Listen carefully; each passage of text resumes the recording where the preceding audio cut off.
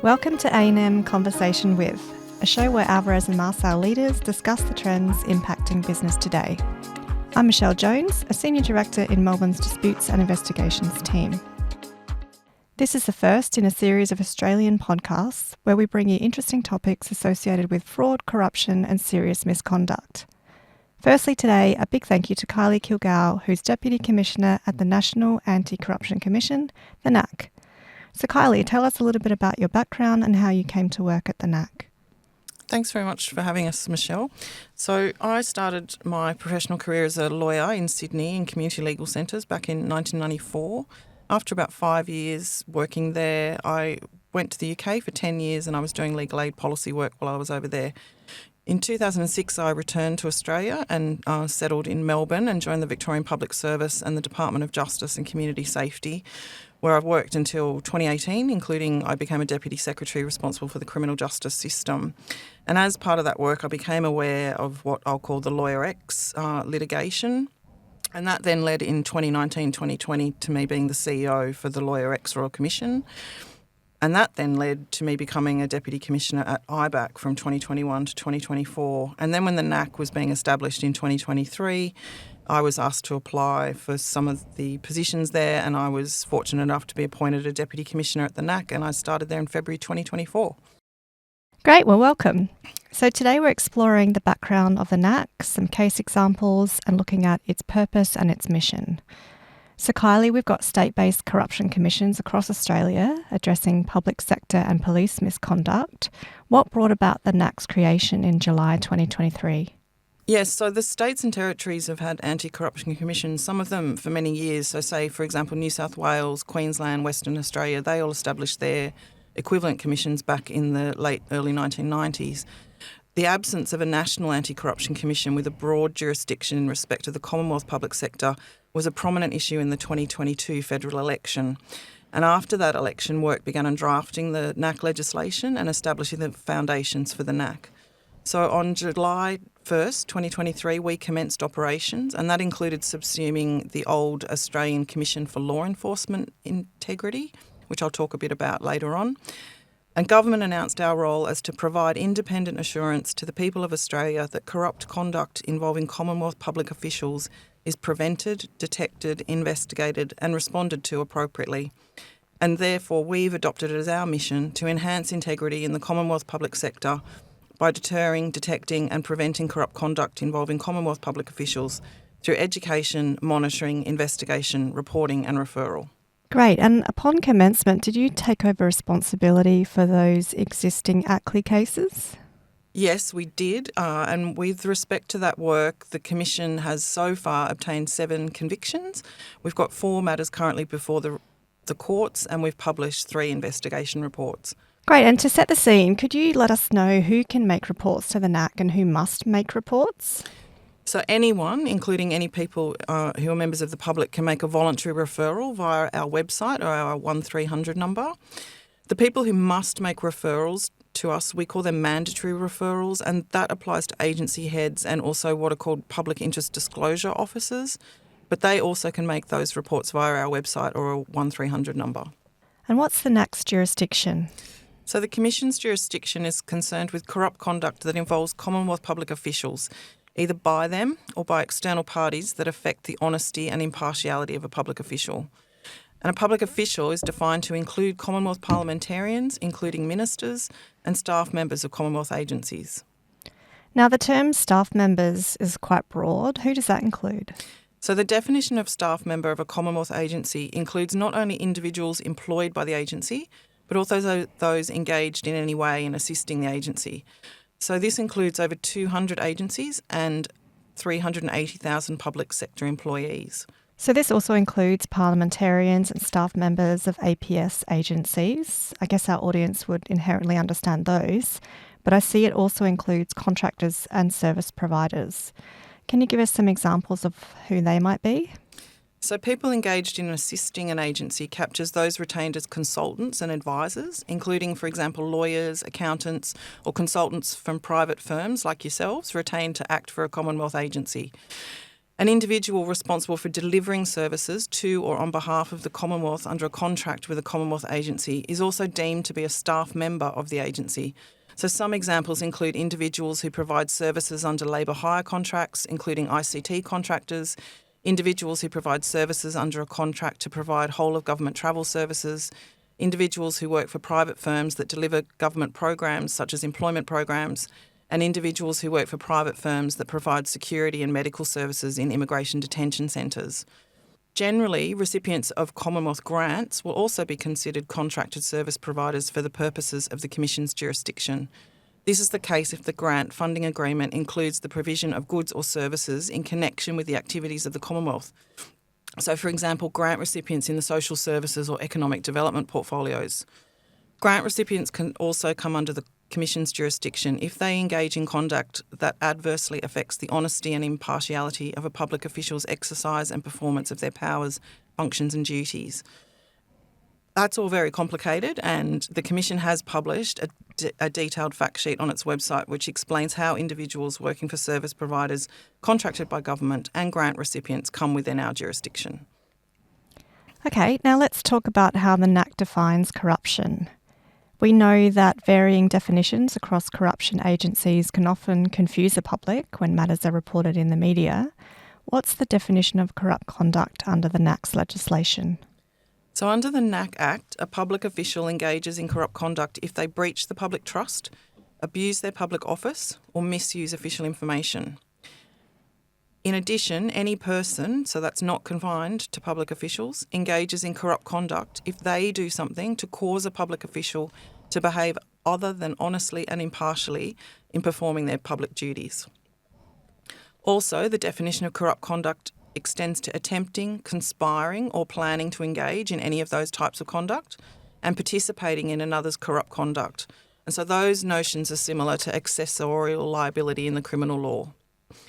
However, conduct engaged in as a part of a political activity is not corrupt conduct under the NAAC Act, so long as it does not involve or affect the use of public resources or the performance of a public official's functions. Now, I know there are some differences in the corruption definition between NAAC and the state-based corruption agencies. Using Victoria's IBAC as an example, could you explain the difference? Sure. So IBAC's definition of corrupt conduct is more limited than the NAAC's, as it requires the conduct to also be what is described in the legislation as a relevant offence. So it starts out quite similar to the NAAC Act in that Section 4 of the IBAC Act defines corrupt conduct as conduct or an attempt or conspiracy to engage in conduct, whether it takes place inside or outside of Victoria, that adversely affects the honest performance of the functions of a public officer or public body, constitutes or involves the dishonest performance of the functions of a public officer or public body, constitutes or involves knowingly or recklessly breaching public trust, involves the misuse of information or material acquired in the course of the performance of the functions of a public officer or public body, is intended to adversely affect the effective performance of the functions or powers of a public officer or public body, and results in the person or their associate obtaining a specified benefit. But in addition, in order for conduct to be corrupt conduct under the IBAC legislation, it must also be the case that the conduct would constitute a relevant offence, which means an indictable offence against any act, or the common law offences of attempt to pervert the course of justice, bribery of a public official, perverting the course of justice, and misconduct in public office. Okay, so you mentioned breach of public trust. A breach of public trust is looking at a power that was exercised for an improper purpose. What's an example of that? So it'll be a breach of public trust if a power is not exercised honestly for the purpose for which it is conferred on a public official. The concept of a breach of public trust does not depend on personal gain or benefit for a third party. The key feature of a breach of trust is the exercise of a power or the performance of a function for an improper purpose. So this could include the use of official powers to advance a personal interest or applying public resources for a purpose for which they were not appropriated. So, for example, if grants from public funds were made for a predominantly private or partisan purpose, that may involve a breach of public trust and therefore may be corrupt conduct under the NAAC Act. And similarly, an abuse of public office would cover an improper act intended to gain a benefit or cause a detriment. Would an undeclared conflict of interest be covered here? So this comes up a lot, and it's important to remember that not declaring a conflict of interest is not in itself corrupt conduct. It's what happens as a result of that. So, for example, giving a contract to a company you have a personal interest in. So, for example, you have shares or you're the director of that company. That conduct could amount to an abuse of office. And it's the undeclared conflict of interest that might be part of a course of conduct that allowed you to manage to do that. And finally, the misuse of official information. Presumably, this would cover using the official information for a different reason. Does there have to be a gain or advantage to the staff member? Well, usually there is a reason why a public official has accessed and used or passed on information they shouldn't have. And that often is about finding out something they want to know, which could be thought of as a benefit, even though it's an intangible one, or helping someone else get this information for which they might be getting paid in some way. So an investigation that comes to mind is Operation Wilson. This involved allegations of corrupt conduct by a former Australian Border Force officer who was associated with an individual being investigated for illicit tobacco importation. And the investigation established that the ABF officer concurrently worked for a company that imported tobacco, and he looked up information on request for the importer in relation to certain shipping containers, some of which contained illicit tobacco. The accesses to information were unrelated to the ABF officer's employment, and the investigation established that the ABF officer engaged in corrupt conduct, namely abuse of office. This resulted in a guilty plea to 2 charges of unauthorised access to restricted data and a successful conviction. I saw your jurisdiction also extends to conduct that adversely affects a public official's honesty or impartiality. What would be an example of that? So bribes is the easiest example to think of, and we've got a very recent case relating to that I'll talk about briefly. This is an investigation which we've called Operation Pelican, and it's a joint investigation that was led by us and supported by Australian Federal Police officers over 10 days in March of 2024. It related to a Western Sydney Airport employee soliciting a bribe or attempting to. Western Sydney Airport's a Commonwealth-owned company, and so it's considered a Commonwealth agency for the purposes of our Act, and its employees and officers are therefore Commonwealth public officials and within our jurisdiction.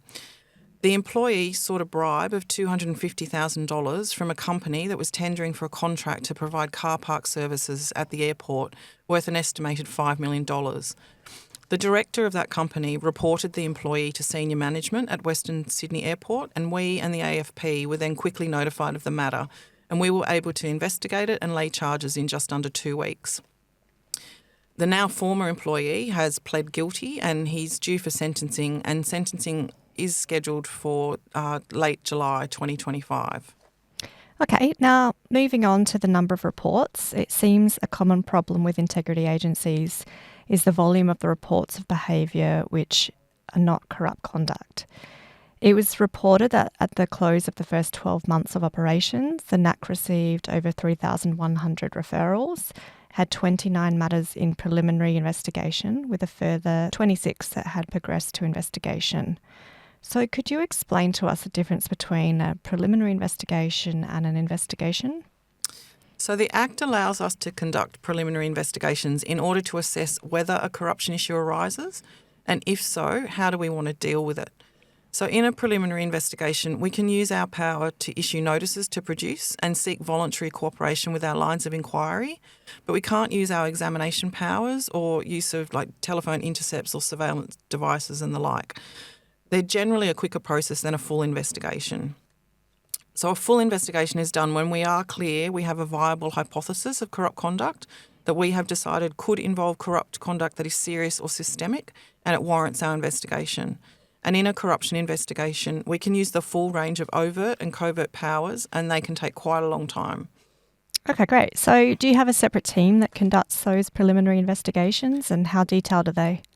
So we've actually got 2 areas of the Commission that work on our preliminary investigations. So there's our evaluation branch and our operations branch. So assessment officers in the evaluation branch will do the less complex preliminary investigations, while investigators in the operations branch will do the more complex ones. So the task is to assess whether or not a corruption issue arises, and if so, how to deal with it. So the amount of detail required to do that will vary from case to case. Now, going back to those numbers, so 3,100 received in your first 12 months and then 26 progressing through to investigation. That's a huge number of referrals that haven't made their way through to investigation. What are the main reasons for that? So there's a couple of things I'll say about that. So there's still a lot of confusion about our role. So a large number of referrals are out of jurisdiction because they aren't about a Commonwealth public official, or what is referred is not corrupt conduct as defined in our Act. Also, some people think we are like an administrative review body or a last resort complaints body, which we aren't. So they might be unhappy with a decision a Commonwealth agency has made that affects them and they want us to review or overturn that, and we don't do that. We know that anyone can refer a matter to the Commission, and some people must refer corruption issues. Coupled with that, we know the NAAC can also investigate matters on its own motion. Given the breadth and the fact that the NAAC is a small agency with around 250 staff, how do you decide what you do and do not investigate? So like all anti-corruption commissions, we have to make strategic decisions about what matters we prioritise for investigation.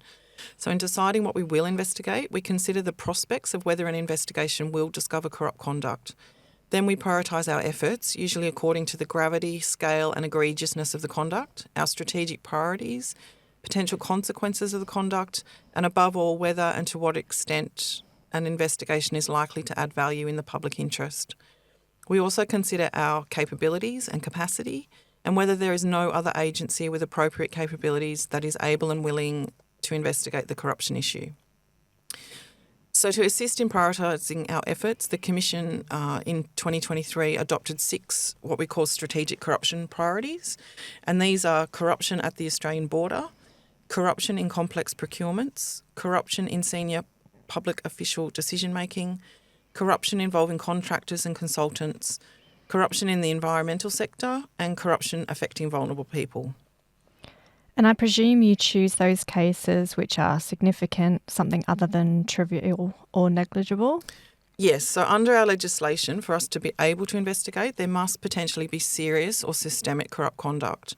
So when determining if the nature of the conduct is sufficiently serious, we may consider the following: the objective seriousness of the issue, the importance or significance of the conduct, and the gravity of the actual or potential consequences, such as the personal benefit gained or the loss to the Commonwealth.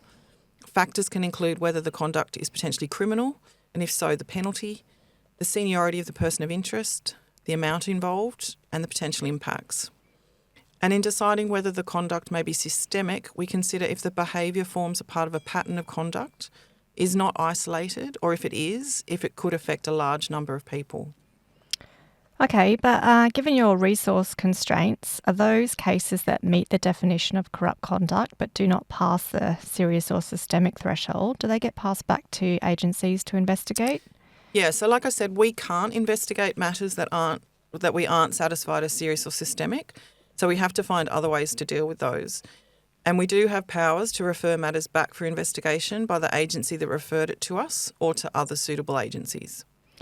So just because a referral satisfies the requirements of serious or systemic corrupt conduct, you may still choose to refer or dismiss when the investigation will not add value in the public interest. Is that right? Yes. So, for example, us investigating very old historical matters is less likely to add value in the public interest, especially if there have already been other types of inquiries already conducted into them. And I'd also just note that our consideration of what is in the public interest is not the same as is the public interested. So what happens to those cases that meet the criteria but are not in the public interest? So we have a very broad discretion under our legislation about what we do or don't investigate. We'll consider if there's another agency that could do something in relation to the referral, or we may be able to use the information in our corruption prevention education or our strategic intelligence work.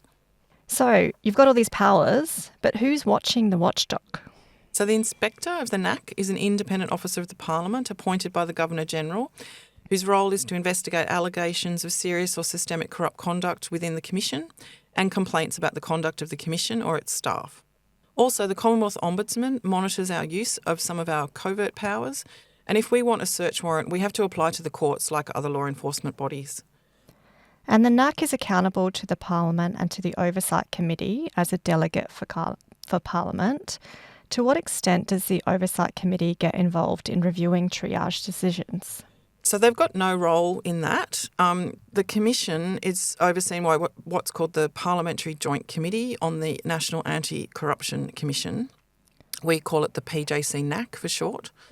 And the Joint Committee can't review our operational decisions, methods or activities, but its role does include considering the appointments of the Commissioner and the Deputy Commissioners and the Inspector after nomination by the relevant Minister, who at the moment is the Attorney-General, reviewing, examining and inquiry into the performance of the functions of the Commissioner and the operation of the Commission, and reviewing the budget and finances of the Commission.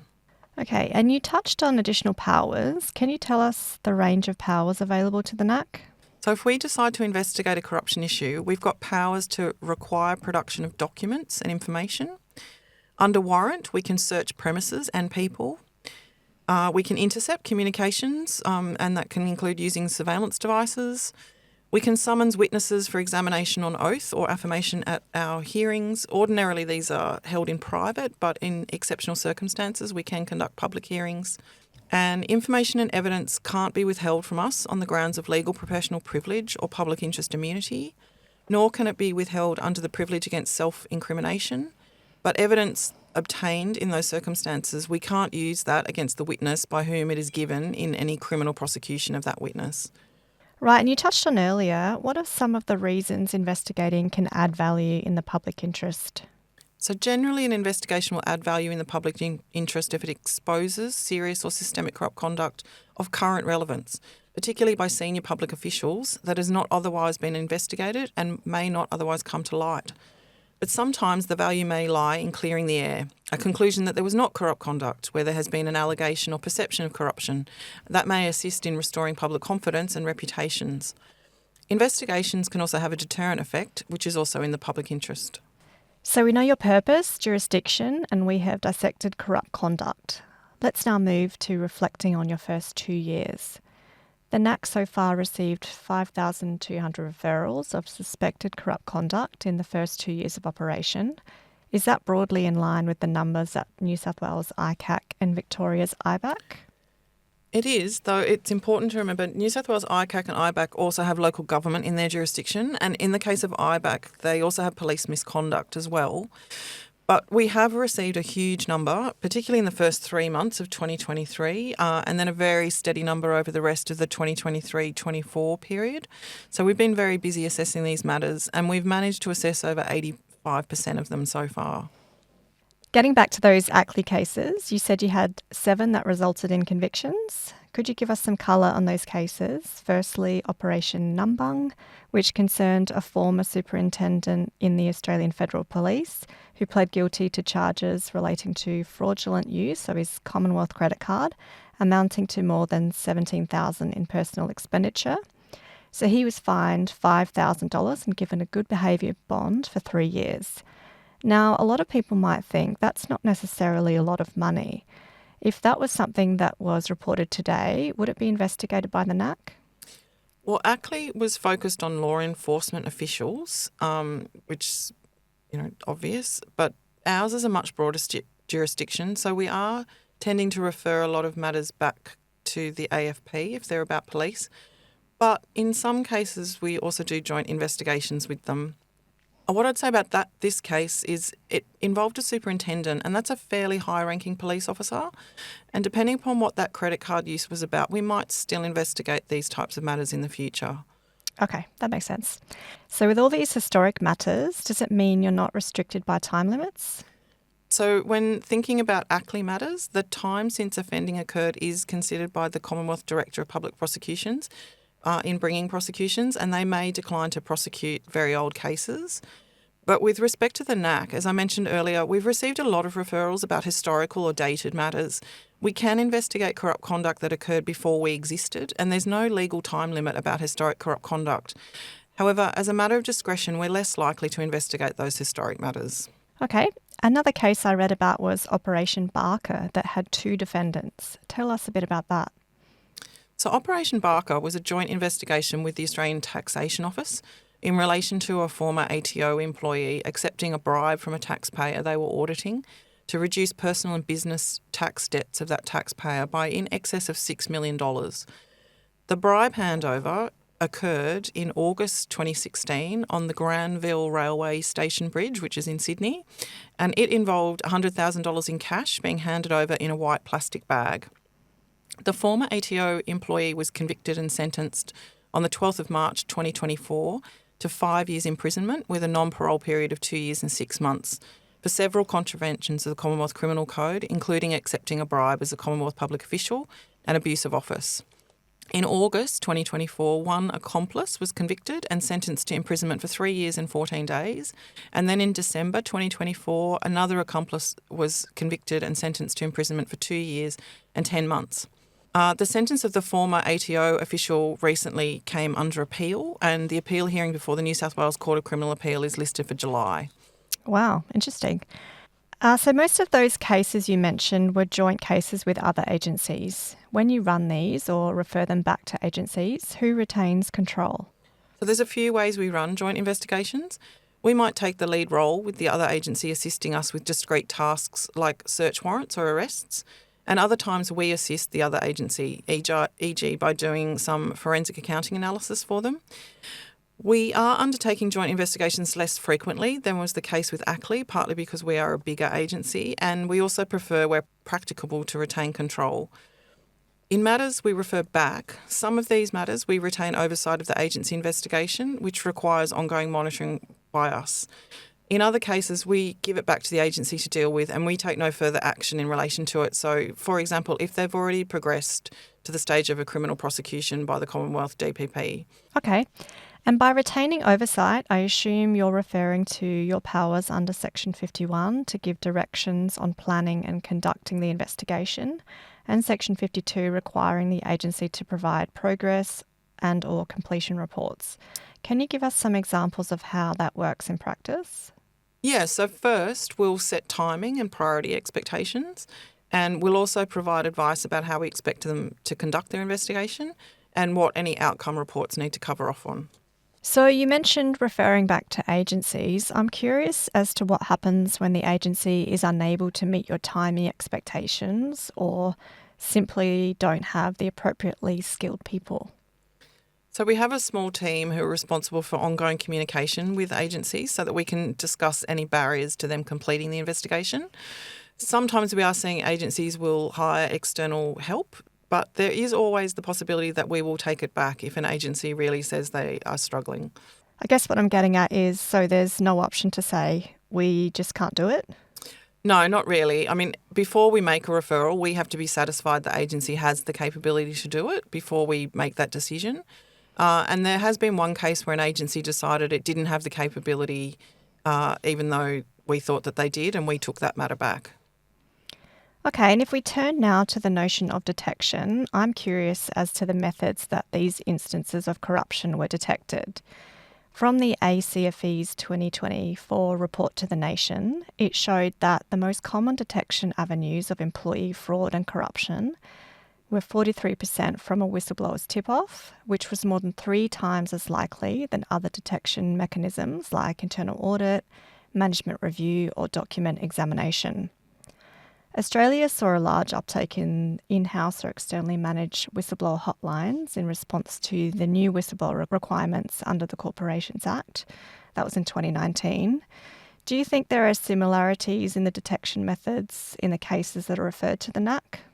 Yeah, that's a really interesting question. So while there are some individuals who are mainly heads of Commonwealth agencies who are obliged to refer corruption issues of which they become aware, which we call mandatory referrals, anyone can make a voluntary referral to the Commission, and voluntary referrals have made up the vast majority of the over 5,500 referrals we've received to date.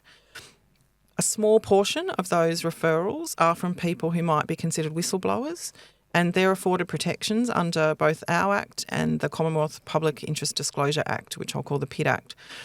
So this means that while the Commission's jurisdiction is focused on public officials, anyone who makes a referral that raises a corruption issue to the Commission attracts the protections that are provided for under the NAAC Act.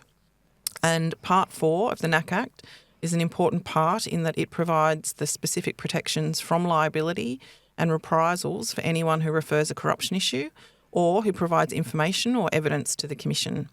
So these are intended to encourage people to come forward and report suspected corrupt conduct. And I'll just also briefly touch on the Commonwealth PID Act. So that Act empowers an agency to appoint an authorised officer called a PID officer to receive disclosures of information under the Act.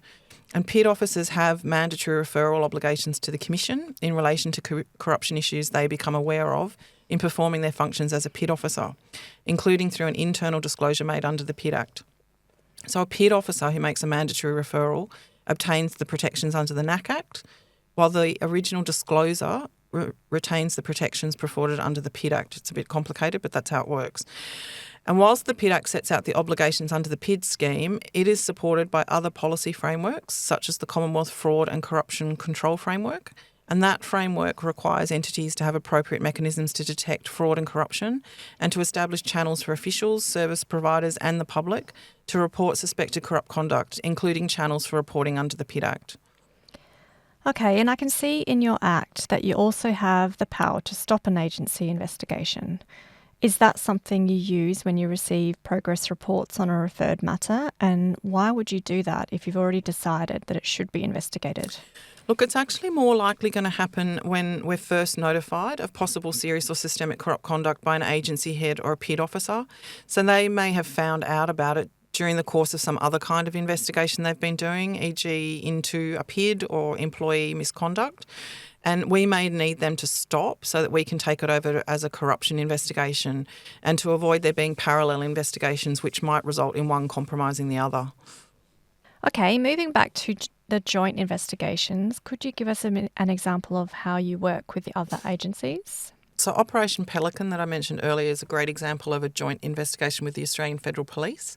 So like I said before, the managing director of the company that was tendering for the contract, so that was the intended recipient of the bribe, reported the allegation to the Western Sydney Airport's executive, and the following day the entity referred the matter both to the Commission and the AFP. The Commission opened a joint investigation with the AFP, and over a 10-day period the matter was investigated utilising a wide variety of tactics, techniques and procedures. And the person of interest who originally sought a bank transfer to an account in Singapore was persuaded to accept a cash payment in Sydney and was arrested after taking money in the course of a controlled operation.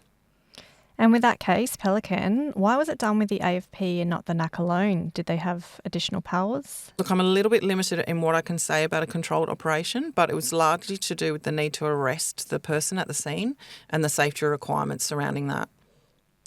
So following on from the NAAC's first financial year, have the referrals since then from other agencies been at a similarly high level?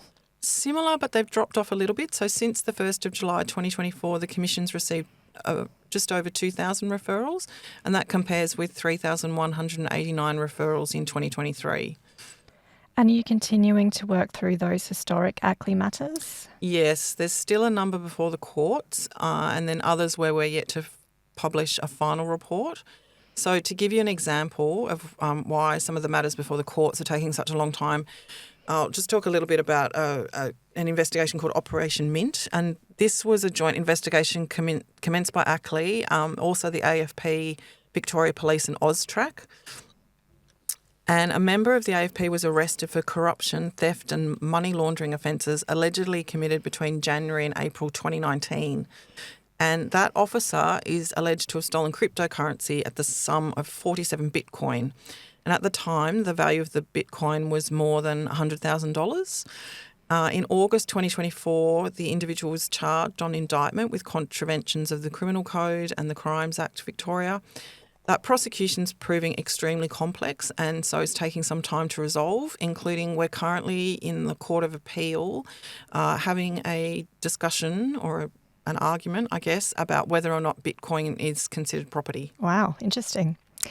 Okay, and thinking ahead with the actions for the rest of the calendar year, what are the NAAC's key corruption prevention priorities? So we've got some priority work streams to facilitate our corruption prevention outcomes in 2025. So those include post-election engagement with new parliamentarians and their staff, the publication of a guide on ethical decision-making and the delivery of the next Australian Public Sector Anti-Corruption Conference in September 2026. Great.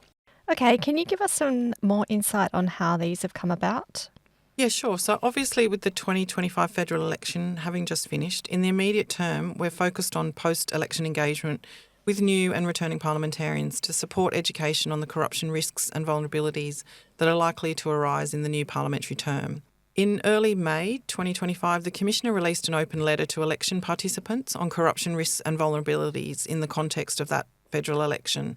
And that letter addressed several issues, including the use of parliamentary resources and staff, the use of official information, the making of public sector appointments, grants, government advertising, and gifts and donations. And the Commissioner will be discussing how these issues will remain corruption vulnerabilities with incoming parliamentarians once Parliament begins sitting again in July. Ethical decision-making has come about in response to a range of integrity failures in the Commonwealth public sector that occurred prior to the Commission's commencement, which have given a renewed prominence to the challenges that can confront public servants in an environment where the public service is expected to be highly responsive to government. So, equipping decision-makers to exercise their functions ethically in an environment where there can be many pressures is vital. And we will be taking our turn to host APSAC in Canberra in September 2026. And this has a theme of a strategic approach to integrity, culture, systems and accountability. And you can find out more about that on the APSAC website. I note also the NAAC undertook a Commonwealth Integrity Survey in September last year. The results were gathered from 171 responding agencies out of a total of 191 potential participants, which I thought was really strong. Did you find a huge amount of useful data? Yeah, we sure did. So we had over 58,000 survey responses, and the purpose of the survey was to understand observations and perceptions of integrity and corruption and to identify potential areas of risk in agencies. So the Commission's using the survey data now to make general assessments about the risk of corruption occurring, to identify potential corruption vulnerabilities across the Commonwealth public sector, and to identify any issues, topics or themes that can inform our corruption prevention and education initiatives. We also recently provided agency heads with their individual reports in a de-identified manner, and the broad results and insights were also published on our website. And these have been segmented into 3 areas: organisational controls, employee comprehension and reporting likelihood. Overall, what stood out to me positively was that the majority of employees had faith in the integrity of their agency and the agency's anti-corruption controls. Another plus was that most employees felt they could identify corruption within their area of responsibility. This shows that the awareness and training is paying off. The survey showed that most employees were willing to report corruption if they had direct access to specific information, rather than just being told about it or having a suspicion. We find this also in the private whistleblower space, i.e. people are more likely to report if they have some evidence of or proof, although it's not required under the Corporations Act. Do you think there's a hesitation because people are unaware they can report on corruption without actually having proof, or for some other reason?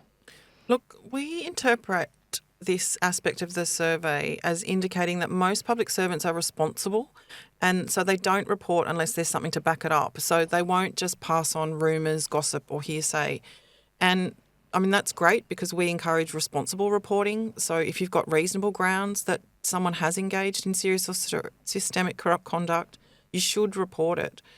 And it does help us if people can describe the evidence they have, so what they've seen or heard.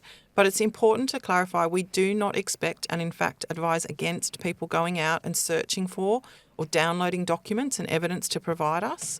All we need is a description, which we can then follow up using our powers to get material. Making private inquiries can also compromise our later investigation. Okay, interesting. Another reason for not reporting as a whistleblower that I see on the private side is that fear of retaliation. Similar themes emerged in the survey, which identified over 30% of respondents did not take action because they were concerned they would be subject to detrimental or adverse action if they made a report.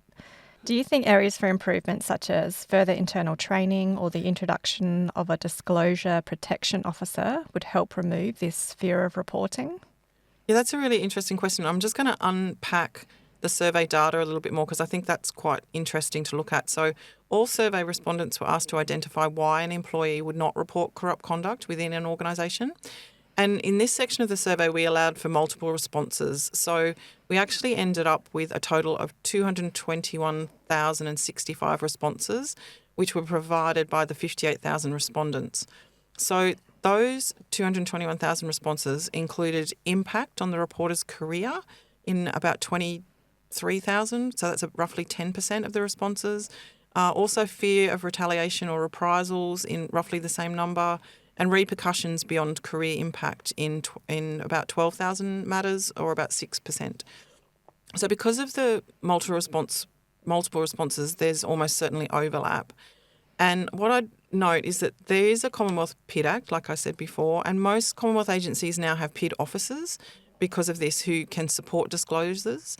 And also many Commonwealth agencies now have dedicated integrity areas as well, who can also be a great source of support to people who want to make reports of corrupt conduct. And also, like I said before, the NAAC Act also provides protections to referrers against reprisal action. And we have a witness liaison officer who can also provide support to people.